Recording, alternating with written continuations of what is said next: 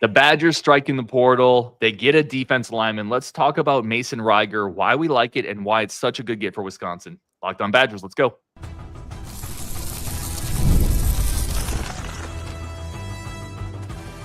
You are Locked On Badgers, your daily podcast on the Wisconsin Badgers. Part of the Locked On Podcast Network, your team every day.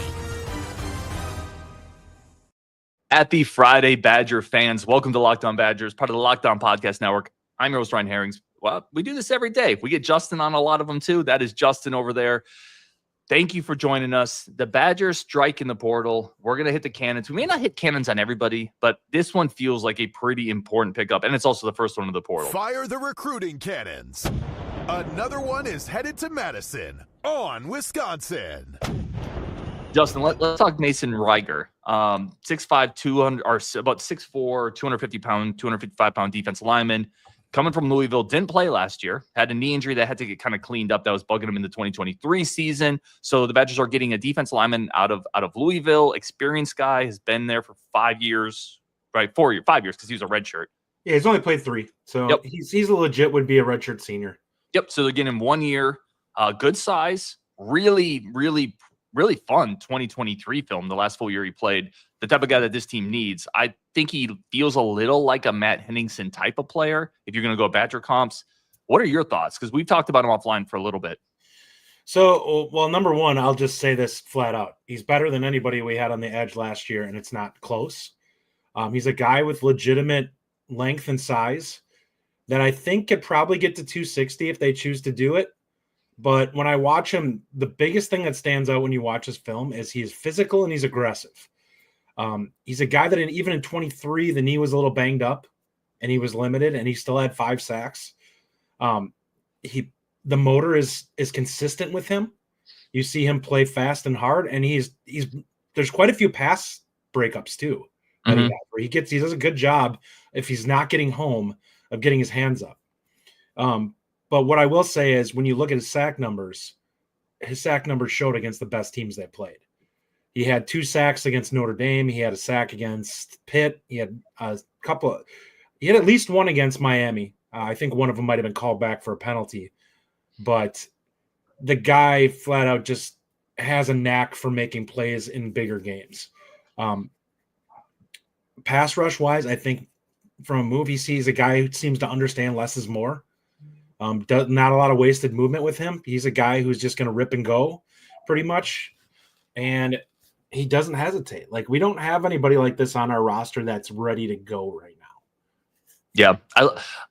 I want to hit on something that you talked about that I had the same thought watching the film. You see explosive highlight plays against the Notre Dame, against an NFL left tackle in Joe Alt. You see explosive highlight plays against the Miami, against the Pitt. Like, he's playing a lot of these highlights that you're seeing are against a level of competition that translates to what Wisconsin is going to play next year. Mm-hmm. I think that's important. The Badgers have brought in some guys where that level of competition, a Darian Varner, a John Pius, some of these guys, it really hasn't fully translated. It's not the be-all, end-all. Like Elijah Hills didn't play great competition. It translated. Mm-hmm. But we know he can beat elite quality offensive tackles. He can hold up against the very best in college football because we've seen it on film. The other thing I would point out here is, and I do think this is important to just throw out there, missed all of last year with a knee injury. There was some cleanup work that had to be done. It sounds like he's full go. I do think it is important that maybe just the expectation set. I wouldn't expect this guy needs to have a part of a rotation. More bodies need to come in because I don't want him to play every down. Yeah, I would agree with that. I think the way I look at him, and you and I were talking about this offline, I see him as a guy that take 23 as his ceiling. And if you're lucky, because like I said, he was limited in 23. If you're lucky and the knee actually hampered him more that season than what you thought, you have a really dynamic, good player that potentially could be a 7-8 sack guy. If that's what his ceiling is and he gives you 5 or 6 and still looks like he has good twitch and burst and plays physical and violent off the edge, that's fine. That's still better than anything we had last year.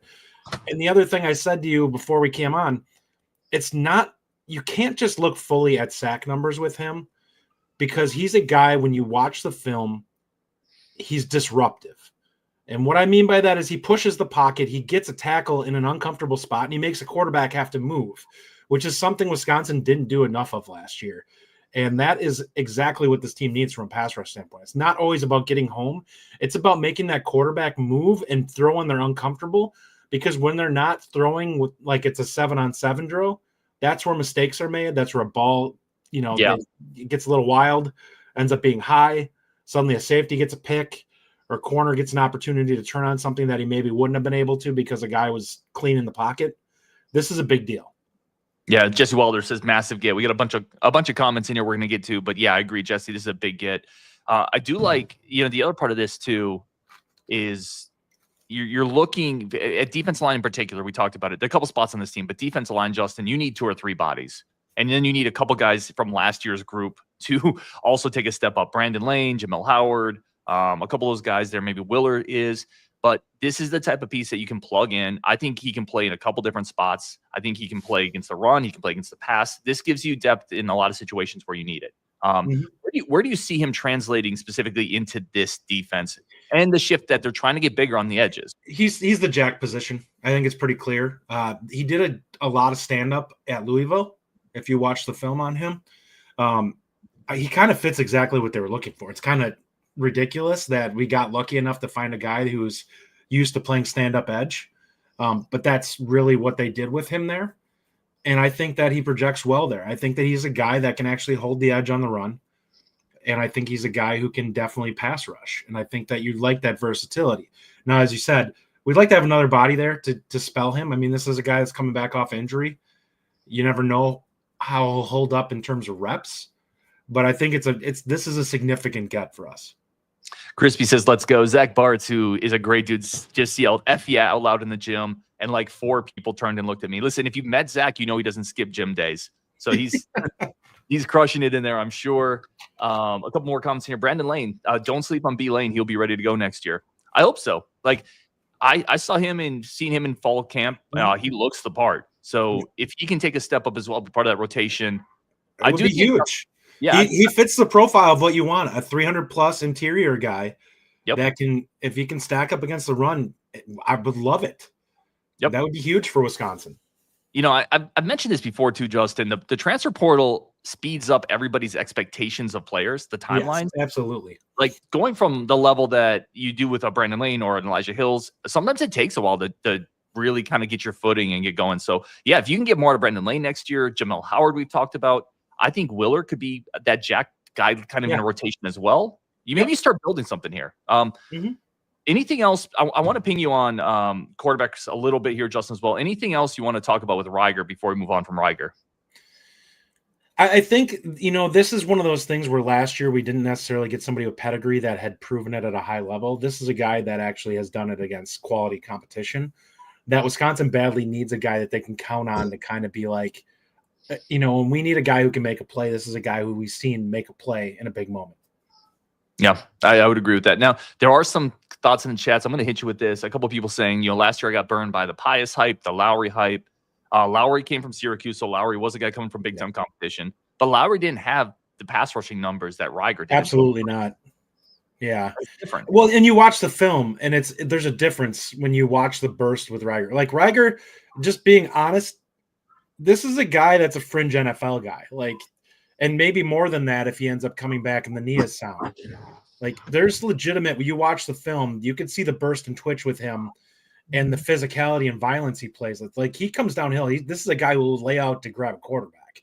Like, he is not afraid to put his body on the line to make plays. We didn't really have a lot of those guys last year. And as much as you want to like Pius and them, Pius did it against Virginia, not Notre Dame. Yeah. There's a difference there, and that's not a knock on Virginia, but the talent level that you're going against, Joe Alt was like, what, a top 15 pick? I can't remember what he was, but he was, I know he was first round. That's when you get a good rep against somebody like that, and he flat out abused him on the rep where he got a sack. That's significant. That's ability. We don't have anybody that showed that type of ability that was in that room last year at all. I like another point that you kind of brought up is motor too. When you watch the film, the point that's consistently made about him is motor. And then you look back on our defense last year, there were times where I felt like we just needed to play a little harder. And I was talking to someone, I'm not going to put the name out there, but who was talking about our pass rush last year. And they said, listen, twitchiness is fine, but you also need guys who are twitchy and are also dogs who just have motor and heart and give a crap. I'm not saying we didn't have that all the time last year. I am saying we need more of it. And Reiger is a guy who feels like he brings more of that to the room. Well, what I'll say on that is there's two ways you can beat a guy. You can beat him physically and you can beat him with quickness. We had guys that wanted to win with quickness every time, and if it wasn't there, then they just gave up. And that's the difference where you have a guy like this who's just like, all right, well, better counter. And he wants to out physical the guy across from him. So if he doesn't beat him with brute quickness, he's coming through and just, all right, then I'm going through you. Yeah. No, he has a counter and he's strong. He can set the edge. He can help in the run, in the pass game. He gets hands up to deflect passes. Again, this isn't a star. This is not a player who's going to be a first-round pick, but this is a player that you can slot into a defensive line rotation and get better because of it. Yeah. And that's what the Badgers need to do. You're not going to rebuild the defensive line into the 2002 Florida State Seminoles in an offseason or two, but can you get better from where you were last year? I think this is a player that makes you better, and that's the point. All right, Justin, we're going to take a quick second here. I want to talk to you about a quarterback that has been linked to the Badgers, plus get any other comments that you have in the chat. Justin, if you see any there you want to talk about, please star them. That's coming up next on Locked On Badgers. But first, a quick break for our friends of the show over at Gametime. Gametime is the ultimate source for all your ticketing needs, whatever you need to do. We're going to do a Badgers basketball this game this year. I was actually looking, and Justin, I loop you into this too. I was actually looking at dates. We're going to do kind of a get-together. I'm going to buy a block of tickets. I'm going to do it on Gametime because it's the easiest, simplest way to do it. So, yeah, if you want to join us, hit us up. Let's figure out the date, the time. We're going to do that on Gametime, and it's going to be a great time for the community. Snag the tickets without the stress over on Gametime. Fastest tickets, cheapest prices, panoramic views of the seats before you sit down. Plus, any other type of entertainment. You want to go to a Broadway theater. I've been to one of them. It was amazing. I should go to another one, get some culture in my life, so I'm not such a meathead. You can do that on Gametime, too. Download the Gametime app today. Use code LOCKEDON for $20 off. Today's episode also brought to you by FanDuel, America's #1 sports book, because right now, customers can get $150 in bonus bets with a $5 bet if you hit it. That's over at FanDuel for new customers. The fastest, easiest, simplest way to make your bets.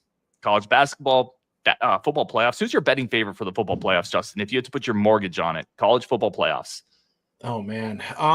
Would you roll it? It's such a rough year. I would say, you know what? I'm going to stick with Oregon because they have a quarterback that's ultra accurate, and I just think that they up their game when they need to. You got to, I mean, the one team that's been undefeated, and I don't know if there's a massive flaw anywhere on the field for them, and I think that quarterback is kind of trumps all, and I think that Gabriel might be the best quarterback in this postseason. There you have it. Bettors, put your money where Justin's mouth is. Money back guarantee from him. No.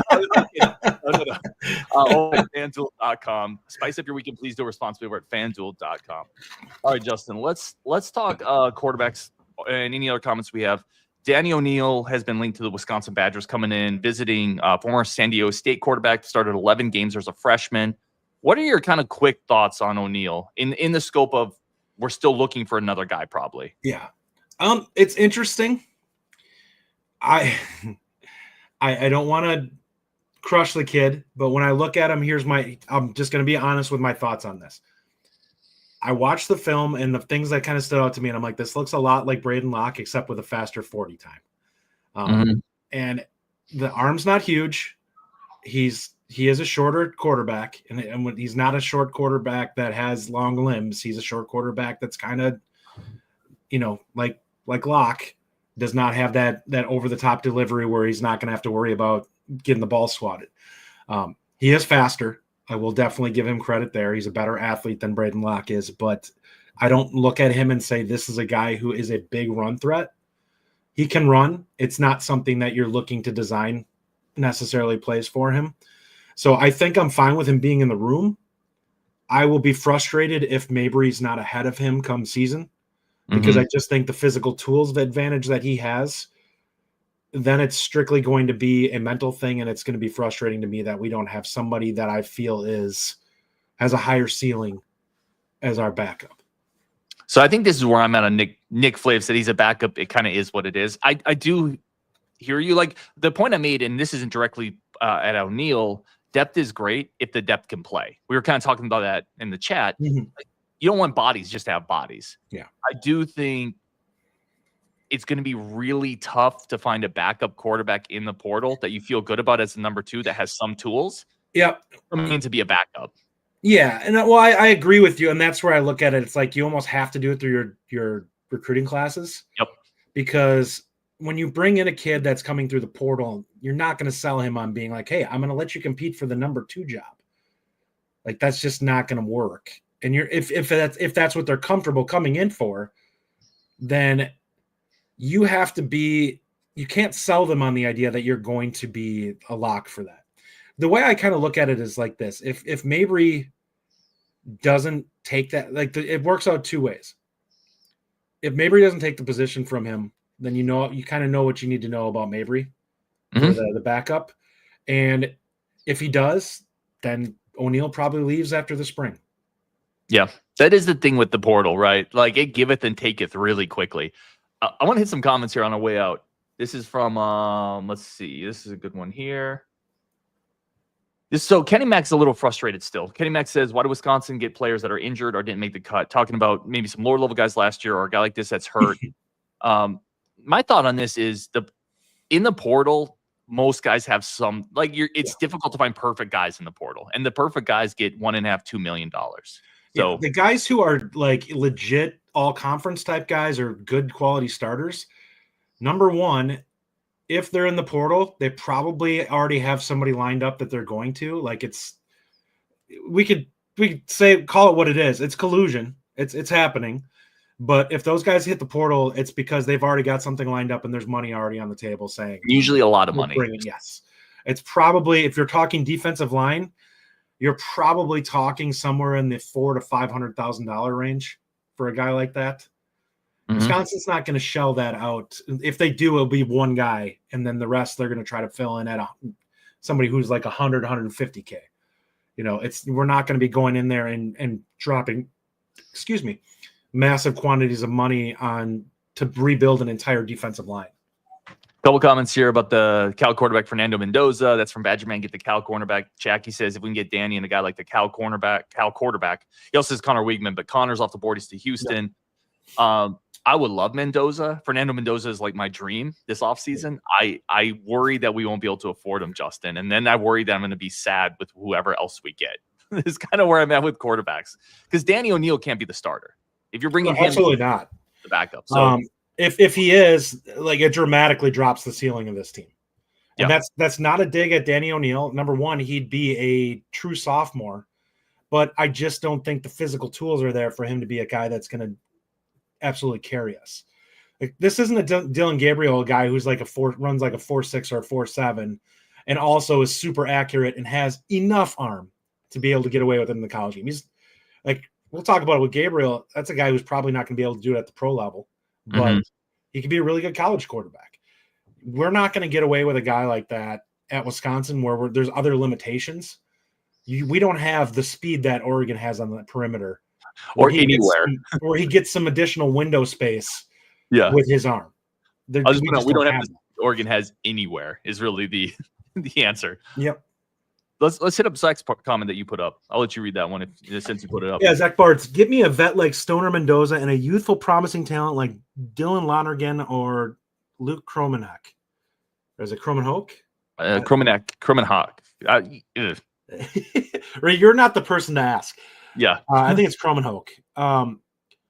I hear you on that. If that's a guy that's coming in as just a roster piece, I'm fine with it. I have a hard time believing a guy who came in with that type of accolades is looking to come into a place and fight for a spot. Yeah. I don't think he's coming someplace to grow. I think he's looking for a spot to start. And I don't know if we're ready to lean on a guy who's that unpolished or inexperienced like that, then you might as well just start Mabry. Yeah. I realize he may have more pedigree, but I don't like that situation. Like, Wisconsin needs somebody that's experienced because Luke Fickell needs to prove it now. That's also a big money get. Like, if you go after him, you're going to have to spend a lot of money as well. Like, that's not going to be a cheap option to come in and get on the back end. It'll be interesting to see because there's less that he's shown. But the potential, people love potential. They love upside. They love tools. They love. Well, he has had some film this year, so people are going to look at that and pick it apart, and they'll decide whether he's a bust or not based off of that. I can't say. I haven't watched him. I do like, I try not to look at recruiting rankings with quarterbacks because it really doesn't matter. Like the kid Mendoza from Cal, was that guy a top 250 player? Like, no, but he's looked really good in the time like last year. He got killed and he still put up decent I know analytics. So if you get him in an offense where his offensive line can keep him upright, now suddenly you may have something there. Kenny Mack says, I'm new to your podcast. I'd like to hear. Welcome, Kenny. Always welcome to get more voices, new people in here, man. Appreciate you. The basic rules are keep it respectful, share your opinions, no gophers. And no politics. Those are basically the 4 cornerstones. How are you going to feel at the end of this? I'm going to stop here. We're going to wrap this up on here. Let's say Daniel Neal comes in as the number 2, and they end up with a Preston Stone, maybe a Billy Edwards. So they don't get Mendoza. They don't get maybe the top of the board quarterback. Good offseason, successful. Is that significantly worse than Mendoza? I think so. I don't know if I have to watch more film on Mendoza, but I also don't think Mendoza's realistic. I think Billy Edwards is significantly better than Locke, but I do think he's a decent step below Mendoza. So to me, that still works because you got to get better. Well, yeah, but I mean, Mendoza was still a 16-8 guy. Like, there's more upside there because this team that was around him was awful. And it's kind of the same way with Stone. Like, I need to watch more Stone footage to see what they would have in that guy. But a 28-6 season, I don't care if it's group of 5, is a good season. Like, that's a guy that should play in the Big Ten. Like, he should be capable of doing it. Now, I'd have to look at his secondary numbers against Power 4 to see what he looked like. But those numbers are not something that are necessarily problematic to me coming up a level. Like, we've seen it. If you're a quarterback and you understand the position, you either have it or you don't. And that's why it's such a hit or miss position. There's so many 4 stars and 5 stars that never turn into it because they can't read a defense or can't process quickly enough to be able to hit the windows when they're there. Well, and that's why I agree with your earlier point completely. That's why the guy you're bringing in to be a starter has to have experience. You cannot roll the dice on an inexperienced guy to start next year. Mm-hmm. So at least you have a track record of Billy Edwards Jr. at Maryland against Big Ten teams. And it's not terrible. It's 15-9 last year. He can run a little bit. He's got good size. I think that's the level of quarterback we're going to end up hitting at. I don't think we're going to hit the home run. Just, again, I don't think Wisconsin is positioned to do that from a financial standpoint.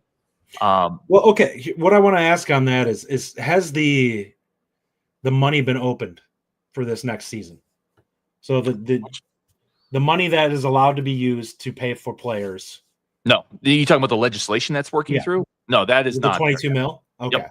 That's not there yet. Hopefully this summer that starts to happen because that's going to really help Wisconsin. We can get into why specifically helps Wisconsin more than other schools. Because some of the bigger teams are going to have to spread that money around a lot more than we're going to have to.